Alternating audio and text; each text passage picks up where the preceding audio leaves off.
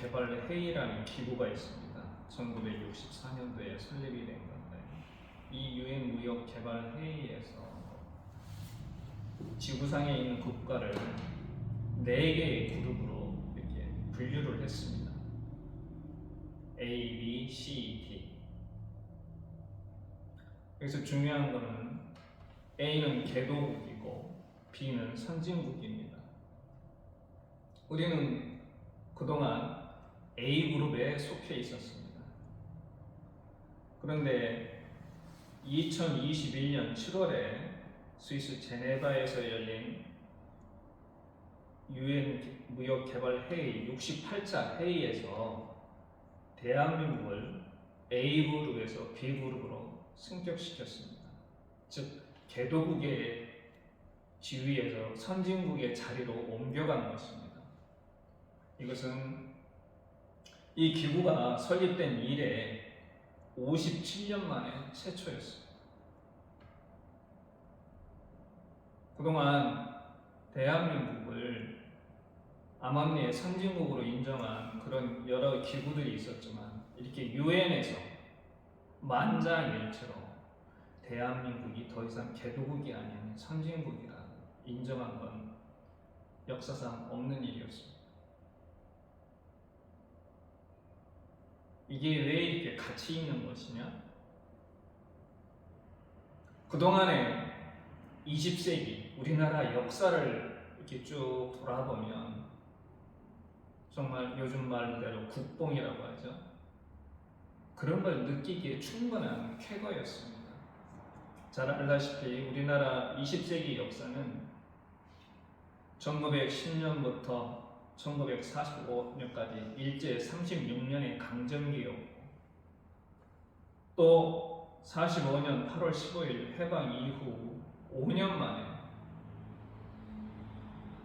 6.25 전쟁을 3년 동안 치르면서 온 국토가 폐허가 됐습니다.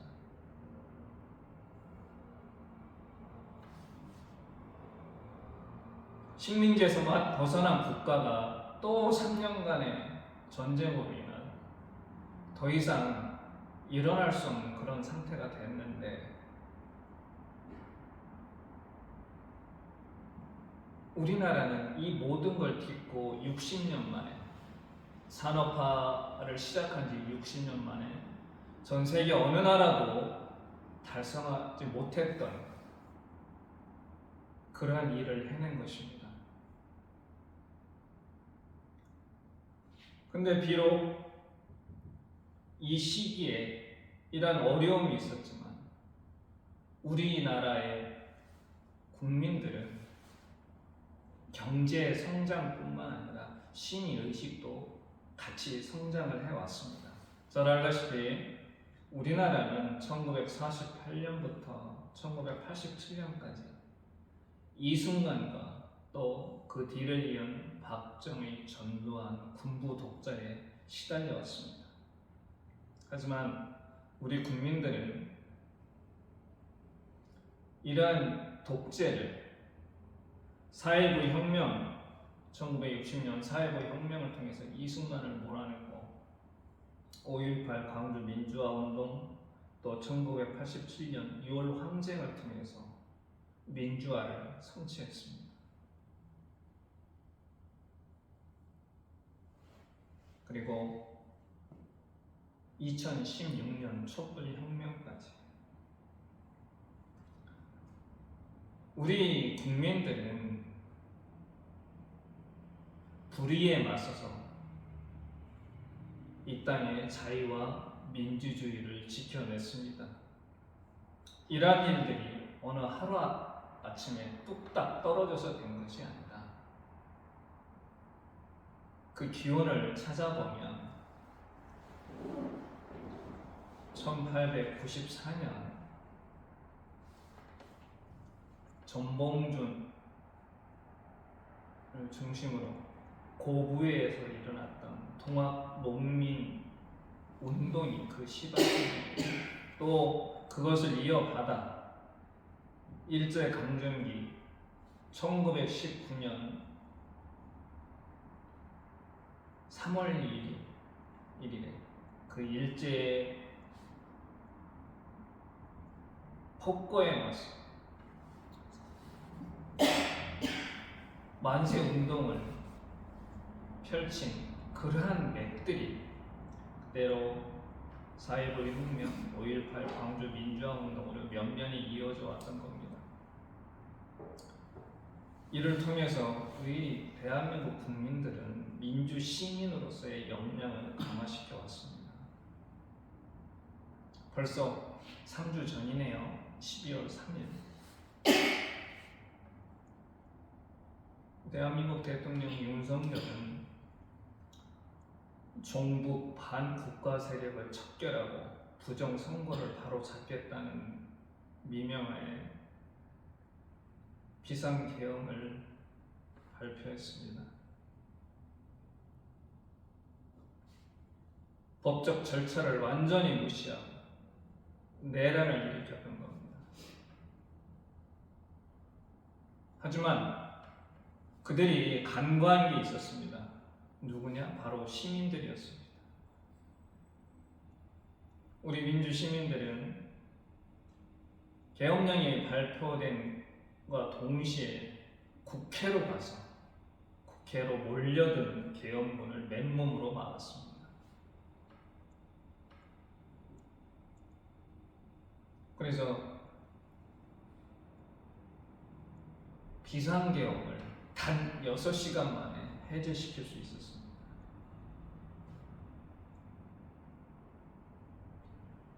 저는 이 12월 3일 그리고 그 이후에 벌어진 일련의 어떤 상황들을 보면서 MZ세대라고 하는 그 세대를 재발견한 어떤 시간이었습니다.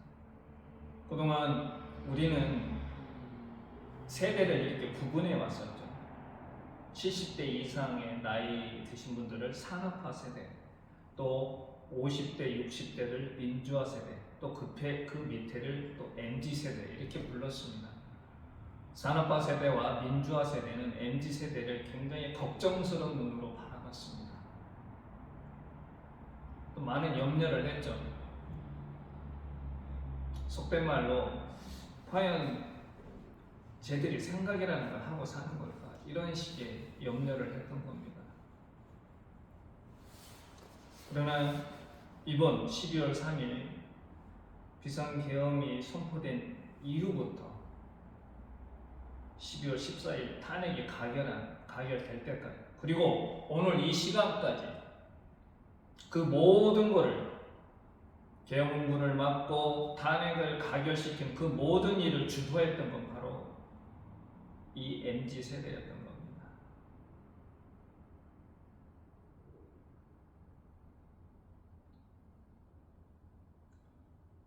저는 이 MZ 세대를 보면서 불의에 저항하는 우리의 국민적 전통이 결코 끊어지지가 않는구나, 그러면서 안도의 한숨과 동시에 또 반성도 하게 됐습니다. 그런데 이렇게 기쁜 일만 있었던 게 아니라 좀 슬픈 일도 있었죠. 우리 기독교한테.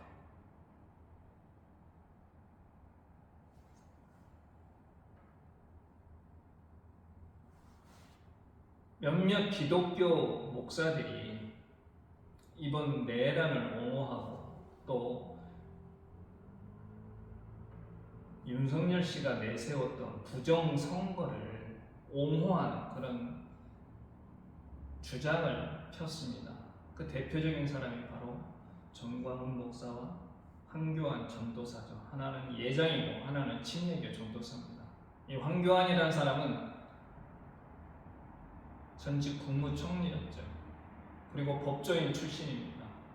그래서 더 안타깝습니다. 정광훈 목사는 탄핵이 가결된 이후에도 교회 앞에 플래카드를 붙였는데 그 플래카드에 뭐라고 써있냐면 현수막이죠. 윤통 최고, 화끈한 2차 계엄 부탁해요. 이렇게 플래카드를 붙였습니다. 또 황교안 전도사는 12월 19일에 국회에 와서 이번 내란을 옹호하면서 부정선거를 주장을 지지하는 그런 기자회견을 했습니다. 참 안타깝죠. 소위 말하는 구구 유튜버들이 하는 그런 주장, 망상에 사로잡힌 대통령이 하는 그런 주장을 그대로 소위 기독교 목회자라는 사람들이 옹호하고 지지하는 이 현상들을 보면서 너무 슬프다는 생각이 들고 안타깝다는 마음이 들었습니다.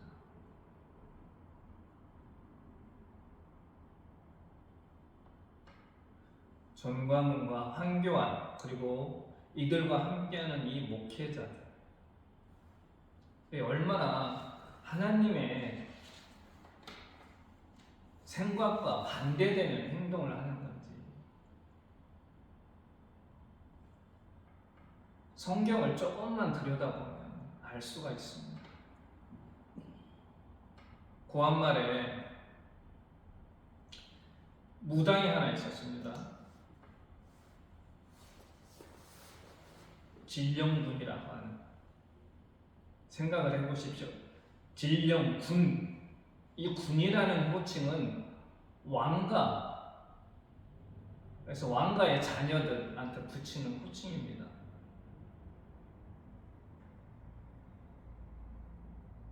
적통 왕자들한테는 대군을 붙이고 후궁에서 난 자식들한테는 군, 무슨 군 이렇게 붙이죠.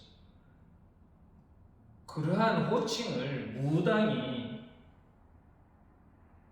그런 호칭을 사용을 했습니다. 누구에 의해서? 우리가 잘 알고 있는 명성황후에 의해서.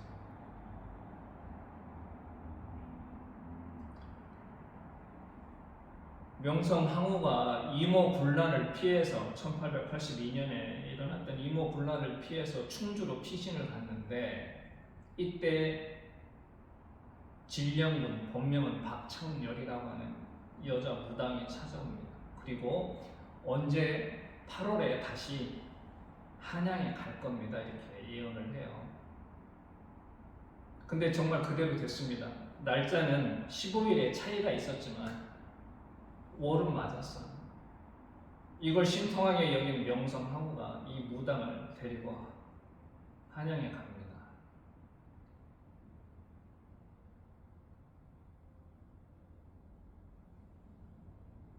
고종과 명성황후는 이 박창렬이라고 하는 여성 무당한테 굉장히 의존을 하게 되고, 또 그가 말하는 사당도 세워주고, 그의 말이라고 하면 뭐든지 오케이였습니다. 국정이 완전히 이 무당의 말에 의해서 좌지우지됐습니다. 한마디로 요즘으로 따지면 이 박창렬, 즉 진령군이라고 하는 이 무당은 비선 실세였던 거죠. 한 나라의 왕과 황과 무속에 심취해서 국정이 혼란스러워집니다. 이러한 현상들이 바로 지금 21세기 대한민국에서 그대로 벌어지고 있습니다. 윤석열, 김건희 부부는 윤석열 대통령이 대통령 후보 시절부터 굉장히 무속 시비에 휘말렸었죠. 대선 토론에 손바닥에 왕자를 쓰고 나와가지고 도대체 저게 뭐냐 굉장히 화제가 됐던 적이 있습니다. 그리고 이 정권 내내 이런 무속과 주술과 관계된 인물들이 계속 등장하면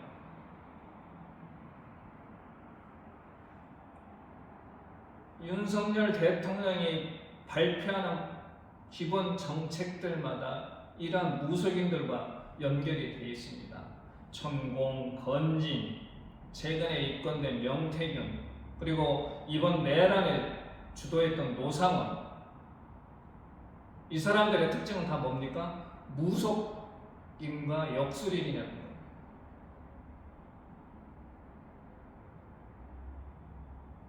심지어 이런 얘기도 있습니다. 확인되지 않은 거지만 계엄 당일날 대통령 부인이었던 김건희 씨가 구술했다는 그런 얘기도 있습니다. 이걸 확인해주는, 얼마나 이 대통령 부부가 무속과 주술에 심취해 있는 것을 확인해준 내용이 20일 금요일이었죠. 노은결 소령이라고 하는 해군 소령의 인터뷰에서 그대로 드러났습니다. 대통령실, 이 노은결 소령 인터뷰에 의하면 대통령실 1층 양 벽면과 천장에 그림이 있는데 그 그림을 김건희 씨가 구입을 했다고 그래요. 그 그림을 보는 순간 일반적인 그림과 좀 달랐다고 합니다. 그 경호처, 이 소령이 추측컨대 경호처에 소속이 된 그런 사람들이 뭐라고 얘기하냐면, 이 그림을 김건희 씨가 굉장히 고가에 매입을 했는데 무속과 주술적인 의미가 있다고 하더라 라는 말을 이 노은결 소령이 들었다는 겁니다.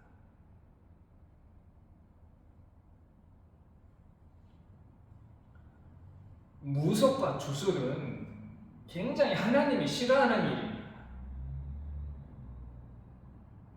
반기독교적인 행위죠.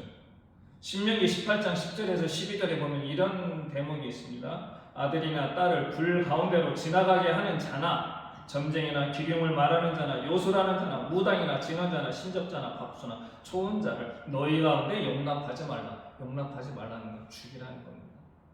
이런 일을 행하는 모든 자를 여호와께서 가증히 여기시나.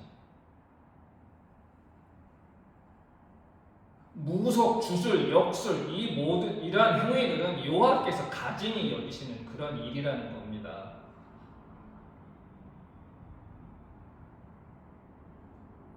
그래서 우리가 잘 아는 이스라엘의 어떤 왕이 이들을 쫓아냅니다. 그게 누구냐면 우리가 다윗 때문에 악한 왕이라고 하는 사울이, 사무엘 선지자가 죽은 뒤에 이들을 쫓아냅니다. 이 대목이 어디에 나오면 사무엘상 28장에 나옵니다. 거기에 뭐라고 되어 있냐면 3절에 사무엘이 죽었으므로 온 이스라엘이 그를 두고 슬피 울며 그의 고향 라마의 장사였고 사울은 신접한 자와 박수를 그 땅에서 쫓아내었더라 이렇게 되어 있습니다. 무당들을 쫓아낸 거죠.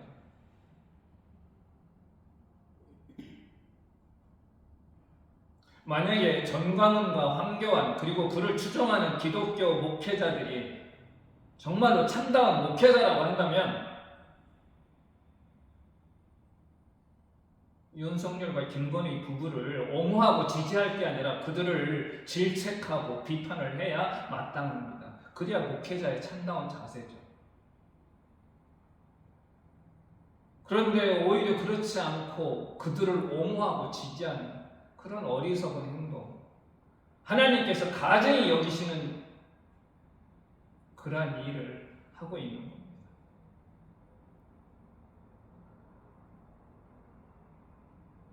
저는 이러한 일들이 비단 몇몇 그러한 목사들 뿐만 아니라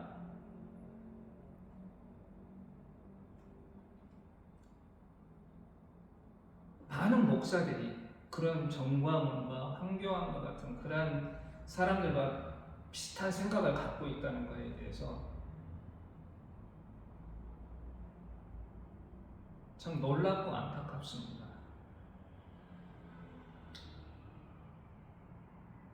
저는 이러한 시간을 통해서 목회자들이 예언자적인 사명을 회복을 해야 되지 않을까 그런 생각을 합니다. 예언자라고 하는 것은 히브리어로 나비라고 하죠. 나비인데 예언자는 기본적으로 하나님의 말씀을 대신 전하는 사람입니다. 그런 역할을 하는 게 바로 목회자들이죠.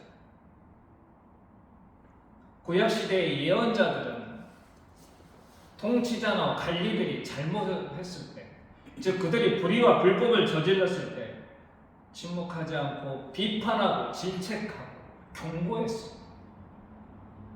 이사야가 그랬고 예레미야가 그랬고 아모스가 그랬어. 자신들의 목숨이 위급함에도 불구하고 그들은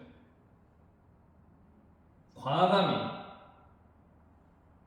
지배층의 잘못을 비판하고 질책했습니다.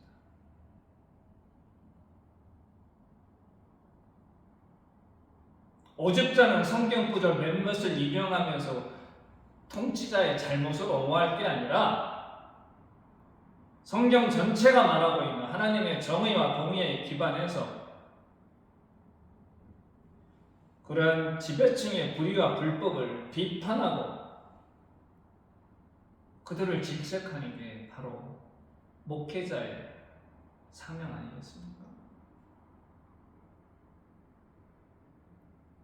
근데 여지까지 저는 소위 말하는 대한민국의 대형 교회에서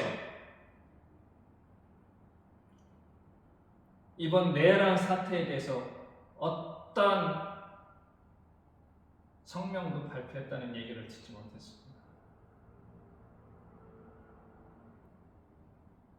수많은 시민들이 이 추위 속에서도 민주주의를 지키겠다고 거리에서, 광장에서 외치고 있는데 무속과 주술에 심취해 있는 그러한 사람들을 소위 목회자라는 사람들이 옹호하고 지지하는 것 정말 창피하고 부끄러운 일이 아닐 수가 없습니다.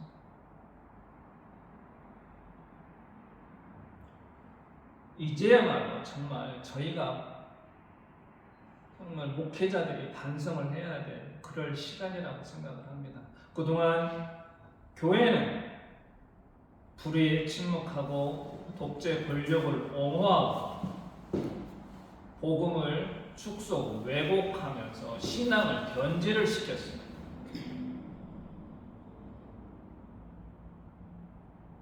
그동안 한국 기독교는 나만 그리고 내 가정만 잘 먹고 잘 살면 된다는 이기적인 신앙, 기복신앙을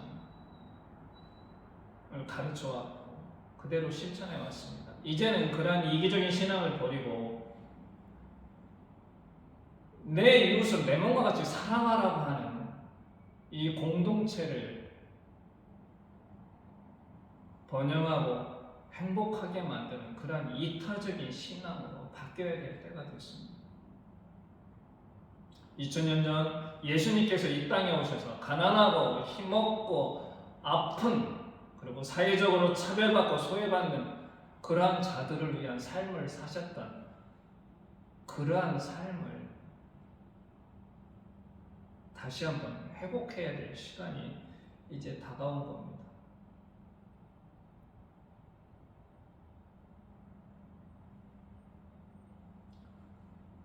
아직도 여전히 12월 3일에 그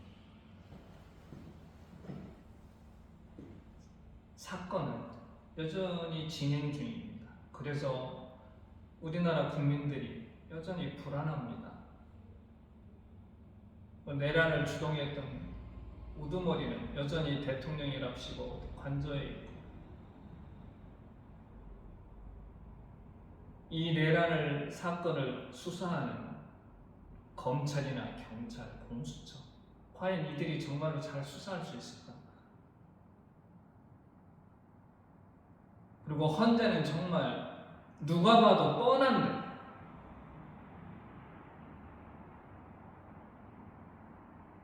이러한 탄핵을 용인할까? 이러한 불안과 불신에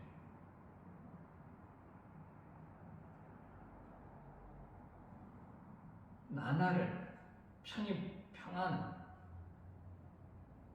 연말을 보내지 못하고 있는 겁니다.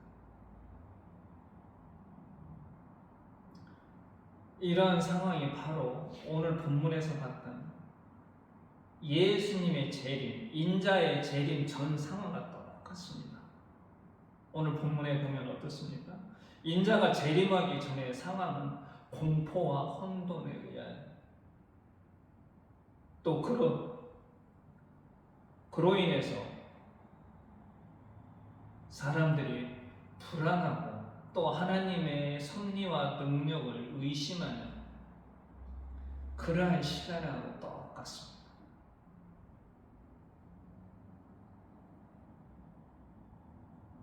저는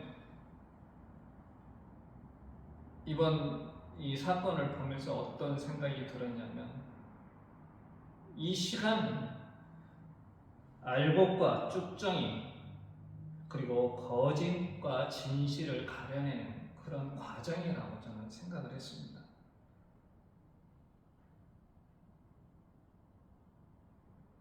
이번 12.3 내란이 우리한테 주는 거는 실보다는 득이 훨씬 많습니다. 실이 하나라면 득은 9가지라고 저는 생각을 합니다. 그중 대표적인 것을 뽑자면 대통령이 탄핵된 겁니다. 그동안 윤석열 대통령이 2년 반 대한민국 대통령이 되면서 정치, 경제, 외교, 안보 모든 것들이 불안하고 후퇴했습니다.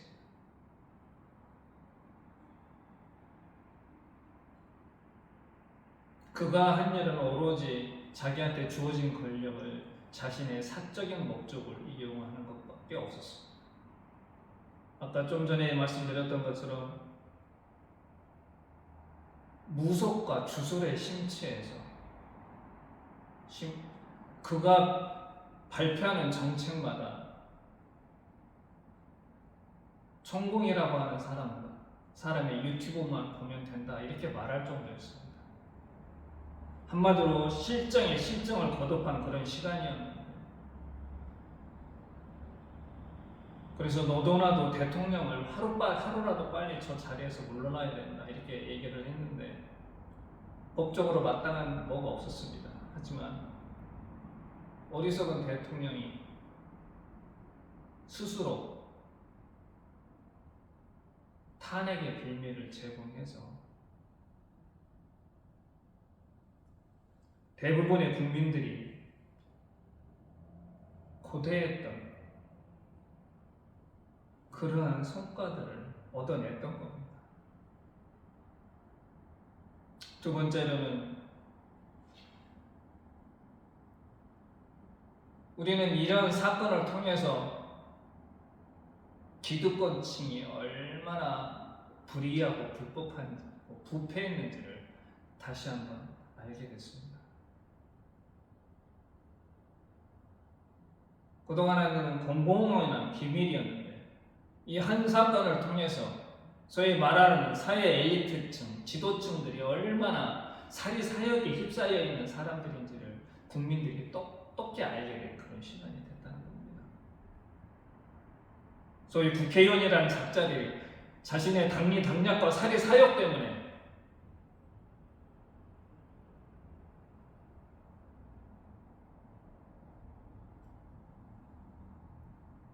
탄핵을 시켜야 된 대통령을 옹호하고 지지하는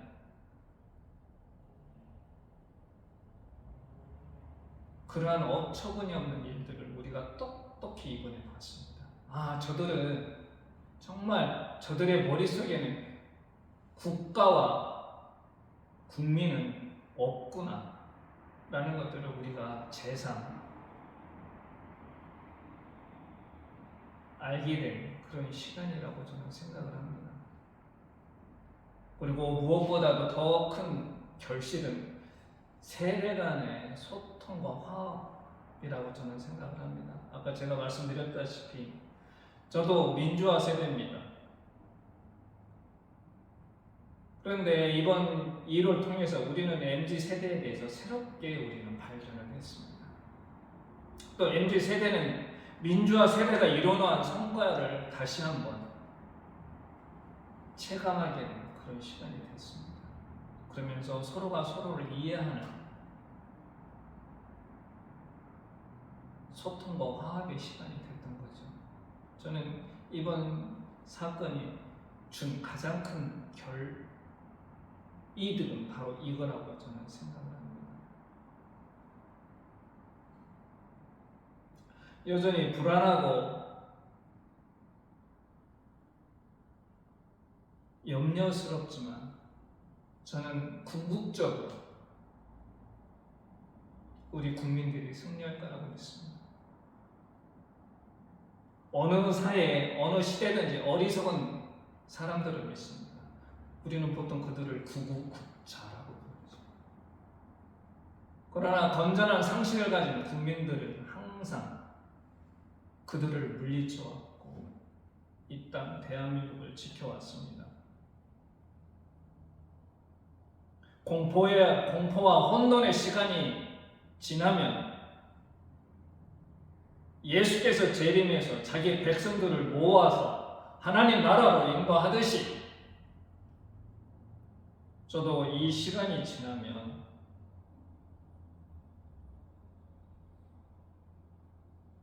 우리 국민들의 바람대로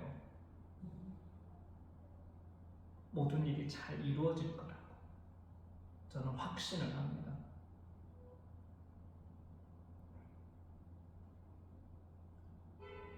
함석헌 선생님이 말씀하신 것처럼 이러한 시련 속에서 우리가 해야 될 일은 무엇이냐? 이 속에서 하나님의 뜻이 무엇인가를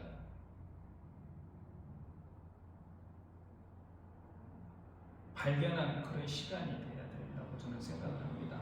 원망하고 불평할 게 아니라 지난 우리의 역사의 과정을 돌아보면서 이 모든 것이 정의롭고 공의로운 하나님의 섭리 가운데 흘러간다는 것을 확신하면서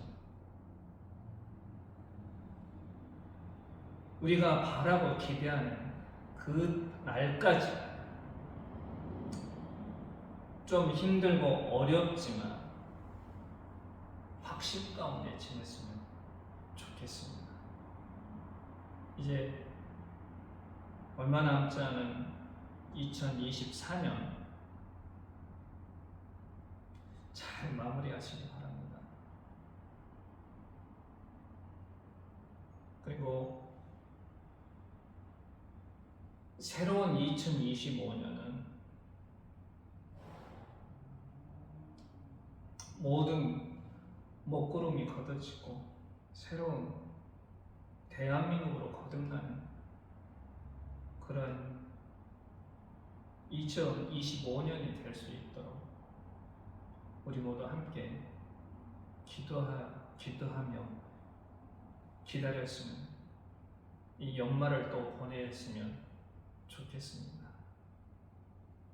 저희 하늘교회는 12월 25일 성탄절 예배는 없습니다. 오실 분이 계시진 않겠지만 혹시 몰라서 말씀을 드립니다. 기도하겠습니다. 하나님 감사합니다. 이 춥고 어려운 겨울에 우리 주님께서 저희와 함께 하실 줄로 믿습니다. 주님의 정의와 공의가 반드시 승리할 줄로 믿습니다. 비록 이 시간이 힘들고 고통스러울지라도 우리 주님께서 저희와 함께 항상 함께 하셨던 것처럼 이 시간도 승리를 위한 귀중한 밑거름이 되는 그러한 과정이라고 생각을 합니다. 주께서 함께 하셔서 저희가 낙담하지 않고 늘 주님을 신뢰하며 승리하는 그날까지 나아갈 수 있도록 인도하여 주시옵소서. 예수님의 이름으로 기도드립니다.